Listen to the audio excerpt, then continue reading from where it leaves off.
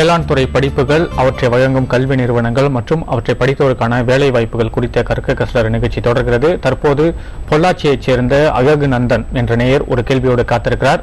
அழகுநந்தன், உங்களுடைய கேள்வி என்ன? Hello, good evening. Good evening, சொல்லுங்க, உங்களுடைய கேள்வி என்ன? நான் அழகுநந்தன் பேசுறேன், பொள்ளாச்சியில இருந்தேன். சொல்லுங்க, உங்களுடைய கேள்வியை சொல்லுங்க. நான் computer science student. 182 cut off வாங்கியிருக்கேன். ஹலோ, சரி. 1096 டோட்டல் வாங்கியிருக்கேன். சரி. இப்போ என்னோட மார்க்குக்கு B Tech agri, BE agri engineering அல்ல பிஎஸ்சி அக்ரி இந்த மூணுல ஏதாச்சும் ஒரு கோர்ஸ் கிடைக்குமா? அப்படியே கோர்ஸ் அந்தந்த கோர்ஸ்ல என்ன மாதிரி பிளேஸ்மெண்ட் வேலை வாய்ப்புகள் எல்லாம் கிடைக்கும்? அவ்வளவுதான். இந்த மூணுல என்னென்ன வித்தியாசங்கள் அதெல்லாம் சொல்லுங்க. திரு ராமசாமி சார், இந்த மாணவரின் கேள்விக்கான விடையை உங்களிடமிருந்து எதிர்பார்க்கிறோம். பொள்ளாச்சியிலிருந்து கேள்வி கேட்டிருக்கின்ற மாணவருக்கு நன்றி. அதாவது வேளாண் பொறியியல் தேர்வு செய்து படிக்கின்ற பொழுது வாய்ப்புகள் எப்படி இருக்கும் என்று கேட்கின்றார். பொதுவாக சொல்ல வேண்டும் என்று சொன்னால், வருங்காலத்தில் வேளாண் விரிவாக்கமாக இருந்தாலும் சரி, வேளாண்மையாக இருந்தாலும் சரி, வேளாண் விற்பனையாக இருந்தாலும் சரி, எல்லாவற்றிற்குமே இயந்திரங்கள் தான் பயன்படுத்தப்பட போகின்றது. இன்றைக்கு வேலைக்கு ஆள் இல்லாத பற்றாக்குறை அதிகமாக இருக்கின்ற காலகட்டத்தில் வேளாண் பொறியியலுக்கு நல்ல வாய்ப்பு இருக்கின்றது. படித்து முடித்த பின் நல்ல வேலைகளும் கிடைப்பதற்கு வாய்ப்பு இருக்கின்றது. இதிலே அவர் 3 பாடத்திட்டங்களில் எதை எடுத்துக்கொள்ளலாம் என்று விருப்பப்படுகின்றார். 3 பாடத்திட்டங்களில் வேளாண் பொறியியலை எடுத்துக்கொண்டால் அவர் பிற்காலத்தில் பொறியியலாளராக வந்ததற்கு பின் தன்னை மாற்றிக்கொண்டு வேறு தொழில் செய்வதற்கும் வாய்ப்பு கிடைக்கும். இல்லை என்று சொன்னால் உணவு பதனிடு தொழிலை எடுத்து படித்தார்களே என்றால் உணவு பதனிடும் தொழில் இருக்கலாம், அல்லது ஆராய்ச்சிகளுக்காக மேற்படிப்பு முடித்து தன்னை ஒரு ஆராய்ச்சியாளராக மாற்றிக்கொள்வதற்கு வாய்ப்பு இருக்கின்றது. அது மட்டுமல்ல, இந்த பொறியியல் இன்றைக்கு இருக்கக்கூடிய வாய்ப்பு மிக மிக அதிகமாக இருக்கின்றது. உணவு பதனிடு தொழிலை படித்த மாணாக்கியர்கள் கிட்டத்தட்ட 80% உடனடி வேலை வாய்ப்பிலே சேர்ந்து விடுகிறார்கள். ஓரளவு 10 to 15% மாணாக்கியர்கள் உயர்கல்விக்கு செல்கின்றார்கள். ஓரிரு மாணாக்கியர்கள் தான் கற்றது போதும் என்று திருமணம் செய்து கொண்டு தன்னுடைய வாழ்க்கையை அமைத்துக் கொள்ளுகின்றார்கள். ஆகவே தன்னுடைய விருப்பத்திற்கு ஏற்ப அந்த பொள்ளாச்சி மாணவருக்கு என்ன செய்ய வேண்டும், தன்னுடைய குறிக்கோள் என்ன என்பதை பொறுத்து 3 பாடத்திட்டங்களில் ஏதாவது ஒன்றை தெரிவு செய்து கொள்வது நல்லது. தொடர்ந்து பேசுவோம். தற்போது ஈரோட்டைச் சேர்ந்த மணிகண்டன் என்ற நேயர் ஒரு கேள்வியோடு காத்திருக்கிறார். மணிகண்டன், உங்களுடைய கேள்வி என்ன? Erode district sir, Manikandan. சொல்லுங்க சார். அக்ரி குரூப் எடுத்தேன் sir, 4th group, location group sir. சரி. 12th sir. சரி. அதுல 783 மார்க் சார், 93 மார்க் சார். சரி. ஆனா அது அக்ரி குரூப் கிடைக்குமா சார்? நீங்க வொகேஷனல் அக்ரி எடுத்திருக்கீங்க? ஆமா சார், 12th வொகேஷனல் அக்ரி எடுத்திருக்கேன் சார். Okay okay okay. உங்களுக்கு அந்த இடஒதுக்கீடு படி இத்தனை சீட் அப்படின்னு சொல்லிட்டு தமிழ்நாடு வேளாண்மை பல்கலைக்கழகத்துல வொகேஷனல் அக்ரி படிச்ச மாணவர்களுக்கு அப்படின்னு சீட்ஸ் ஒதுக்கி இருக்காங்க. உங்களோட மதிப்பெண்கள் அதான் மறுபடியும் அந்த கட் ஆஃப் மதிப்பெண்கள் வச்சுதான் சொல்ல முடியும் உங்களுக்கு கிடைக்குமா அப்படின்றது. மறுபடியும் உங்களோட அப்ளிகேஷன் போடுங்க. தமிழ்நாடு வேளாண்மை பல்கலைக்கழக இணையதளத்திலிருந்து பதிவிறக்கம் பண்ணி நீங்க அப்ளிகேஷன் போடுங்க. உங்களோட மதிப்பெண்களுக்கு கவுன்சிலிங் மூலமா கால் லெட்டர் வந்துச்சு அப்படின்னா உங்களுக்கு கல்லூரியில இடம் கிடைக்கும். பட் இந்த ஆண்டு கட் ஆஃப் மதிப்பெண்கள் கடந்த ஆண்டை காட்டிலும் இந்த biology cut off, medical cut off பார்த்தோம் அப்படின்னா 0.5 கூடி இருக்குன்னு சொல்லியிருக்காங்க. ஸோ மறுபடியும் அக்ரிக்கும் அதான் பயாலஜி கட் ஆஃப் கொஞ்சம் கூடி இருக்கும் கடந்த ஆண்டுல இருந்து. நீங்க மார்க் 700 வாங்கியிருக்கீங்க.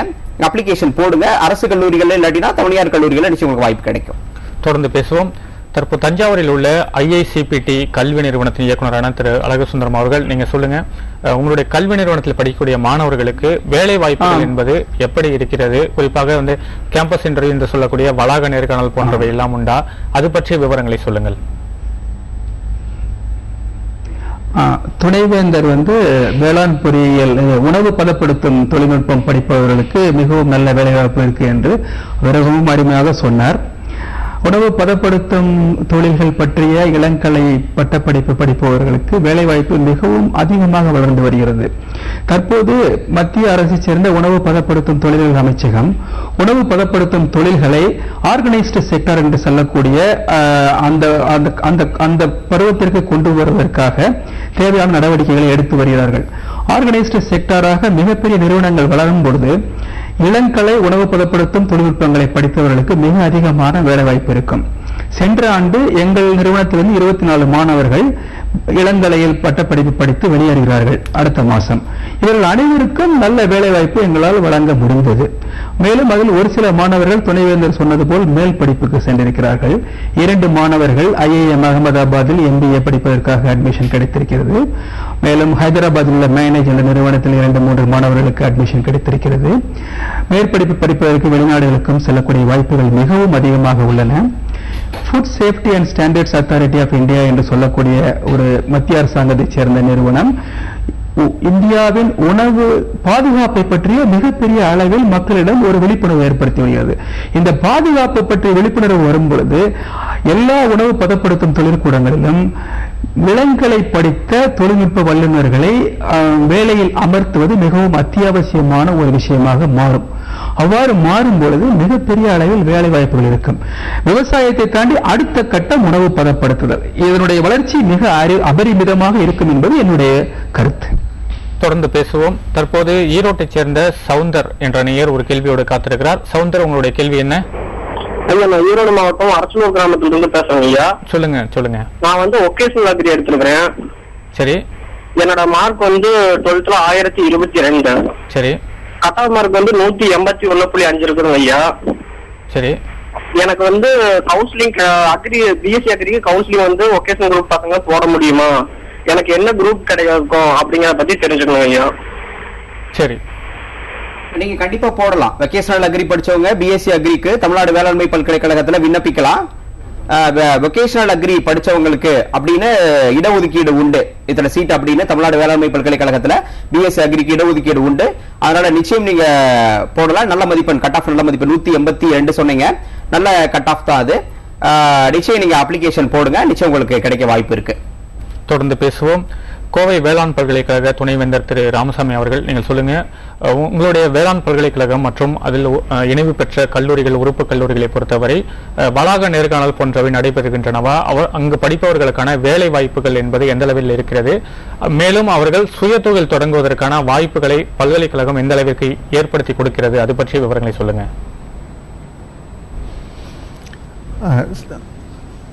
தமிழ்நாடு வேளாண்மை பல்கலைக்கழகத்தை பொறுத்தவரை இங்கே பயிலுகின்ற மாணவர்களுக்காக வேலைவாய்ப்பை அதிகமாக பயன்படுத்திக் கொள்வதற்காக ஸ்டூடெண்ட் வெல்ஃபேர் அப்படின்னு ஒரு பெரிய டைரக்டரேட்டே செயல்படுது. அதில் பல்வேறு திறமைகளை வளர்த்து கொள்வதற்கான பயிற்சிகள் கொடுப்பதோடு மட்டுமல்லாமல் பல நிறுவனங்களை வரவழைத்து நேர்காணலுக்கு எல்லா வழிவகையிலும் உதவி செய்கின்றோம். அவ்வாறாக உதவி செய்கின்ற பொழுது ஏற்படக்கூடிய சில குறைநிறைகளையும் சரி செய்து மாணவர்களுக்கு பயிற்சி அளித்து உடனடியாக வேலைக்கு தயாரிப்பதற்காக எல்லா முனைப்போடும் இந்த பல்கலைக்கழகம் செயல்பட்டு வருகிறது. அது மட்டுமல்லாமல் பல்கலைக்கழகத்தினுடைய உறுப்பு கல்லூரிகள் எல்லாவற்றிலுமே ஒரே மாதிரியான பயிற்சி அளிப்பதற்கு எல்லா வளாகங்களிலும் இந்த மொழி பயிற்சி, திறமையை வளர்த்துக் கொள்வதற்காக கம்ப்யூட்டர் பயிற்சி, அது போக விளையாட்டு பயிற்சி, கலை கேள்வி நயங்களில் பயிற்சி பெறுவதற்காக வெளியார்களை வரவழைத்து எல்லா நிறுவனங்களிலும் இந்த பயிற்சியை நாங்கள் அளித்து வருகின்றோம். ஆகவே வேலை வாய்ப்பிற்கு எல்லா வகையிலும் உறுதுணையாக இருந்து வருகின்றோம். உதாரணத்திற்கு அரசு வேலை வாய்ப்பு இந்த ஆண்டு 453 பேர்களுக்கு கொடுத்திருக்கின்றார்கள் வேளாண் பட்டதாரிகளுக்கு. இன்னும் அடுத்த ஆண்டிலே 253 பேர்களுக்கு அரசிலே சேருவதற்கு வாய்ப்பு இருக்கின்றது. ஒரு ஆண்டிற்கு கிட்டத்தட்ட 600 பேர் வெளிவருகின்றார்கள். இந்த 600 வேளாண் பட்டதாரிகள் மட்டும். இவர்களில் ஓரளவு 20% 40% அரசு சார்ந்த தொழில்களில் தான் சேருகின்றார்கள். கிட்டத்தட்ட 40% வங்கி சார்ந்த தொழில் சேருகின்றார்கள். அது போக இப்பொழுது கார்ப்பரேட் அக்ரிகல்ச்சர் வந்திருக்கின்ற காரணத்தினால் உங்களுக்கு தெரியும், ரிலையன்ஸ், மோர், இது மாதிரி பல நிறுவனங்கள் காய்கறிகளிலிருந்து வேளாண் உற்பத்தி பொருட்களை மக்களுக்கு கொண்டு சேர்க்கின்ற காரணத்தால் விவசாய பட்டதாரிகளுக்கு அங்கும் வேலை கிடைக்கின்ற வாய்ப்பு இருக்கின்றது. அது மட்டுமல்லாமல் தனியாக தான் தொழில் செய்ய முடியுமா என்று கேட்டீர்கள். தனியாக தொழில் செய்வதற்கு வாய்ப்பளிப்பதற்காகவே எங்களிடம் டெக்னாலஜி பார்க் என்ற ஒன்று இருக்கின்றது. இதிலே உதாரணத்திற்கு கிட்டத்தட்ட 45 பேர் இதுவரை பயிற்சி பெற்று தொழில் துவங்கி இருக்கின்றார்கள். இத்தகைய தொழில் துவங்குவதற்கு மூலதனம் வங்கிகளிலிருந்து பெறுவதிலிருந்து எல்லா வகையிலும் உடனிருந்து, நீங்க மேலை நாடுகளிலே MIT சிஸ்டம்னு சொல்லுவாங்க, அந்த மாதிரி பயிற்சி அளிப்பதோடு மட்டுமல்லாமல் அவர்களோடு சிறந்த அந்த தொழிலும் வெற்றி வாய்ப்பை எட்டுகின்ற வரை உடனிருந்து நாங்கள் செயல்பட்டு அவர்கள் ஒரு தொழிலே முனைப்பாக செயல்படுவதற்கு எல்லா உதவிகளையும் செய்து வருகின்றோம். தொடர்ந்து பேசுவோம். தற்போது கோயம்புத்தூரை சேர்ந்த செம்பா என்ற நேயர் ஒரு கேள்வியோடு காத்திருக்கிறார். உங்களுடைய கேள்வி என்ன? சார், என் கேள்வி என்னன்னா, நான் நியூட்ரிஷன் டயட்டிஷியன் கோர்ஸ் எடுத்திருக்கேன் சார், எடுக்க போறேன். அது வேல்யூவா இல்லையா sir? Dietitian course sir, home science எங்கெங்க இருக்குன்னு எனக்கு தெரியல சார், என்னென்ன டிஸ்ட்ரிக்ட்ல இருக்குன்னு தெரியல. சரி, இது குறித்து இந்த கேள்விக்கான பதிலை கோவை வேளாண் பல்கலைக்கழக துணைவேந்தர் அவர்களிடமிருந்து எதிர்பார்க்கிறோம். ஃபுட் சயின்ஸ் கோர்ஸ் வேளாண் பல்கலைக்கழகத்திலையும் இருக்கு, அவினாசிலிங்கம் பல்கலைக்கழகத்திலையும் இருக்கு. இது போக தமிழ்நாட்டில் இயங்கி வருகின்ற 19 பல்கலைக்கழகங்களில் இந்த கல்வி பயிற்றுவிக்கப்படுகின்றது. பிற்காலத்தில் நியூட்ரிஷன் அண்ட் டயட்டிக்ஸ் மிகவும் தேவைப்படுகின்ற பட்டமாக இருக்கும். காரணம் என்னவென்று சொன்னால், இன்றைக்கு சர்க்கரை நோய் இல்லாதவர்கள் மிக குறைவு. 50 வயதை தாண்டியவர்கள் எல்லோருக்குமே சர்க்கரை நோய் இருக்கிறது, அல்லது மெட்டபாலிக் டிசார்டர் என்பது அதிகமாக இருக்கிறது. அவர்களுக்கு எந்த நேரத்தில் எந்த உணவை எடுத்துக்கொண்டால் நன்றாக இருக்கும் என்பதை சொல்லிக் கொடுப்பதற்கு இது போன்ற பட்டதாரிகள் தேவைப்படுகின்றார்கள். தற்பொழுது கிளினிஷியன்ஸ் மட்டும்தான் சொல்லிக் கொடுத்துட்டு இருக்காங்க, அல்லது கிளினிக்கல் நியூட்ரிஷன்ஸ் மட்டும்தான் சொல்லிக் கொடுத்துட்டு இருக்காங்க. எல்லாரையும் போய் சேரணும்னு சொன்னாக்க இது மாதிரி நியூட்ரிஷன் அண்ட் டயட்டிக்ஸ் படிக்கிற மாணாக்கியர்களுக்கு நல்ல வாய்ப்பு இருக்கு. தொடர்ந்து பேசுவோம். வேளாண் படிப்புகள் மற்றும் அவற்றை படித்தோருக்கான வேலை வாய்ப்புகள் குறித்த இந்த நிகழ்ச்சி ஒரு சிறிய இடைவேளைக்கு பிறகு தொடரும்.